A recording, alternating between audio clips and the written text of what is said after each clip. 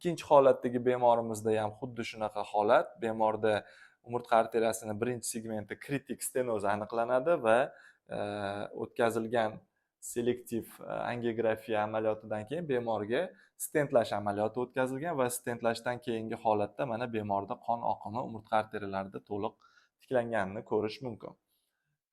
Yana bir xuddi shunga o'xshash holat, bemorda umurtqa arteriyasining birinchi segmentini kritik darajadagi torayishi aniqlanadi va bemorga o'tkazilgan endovaskulyar amaliyotdan keyin qon oqimi umurtqa arteriyalarida to'liq tiklangan.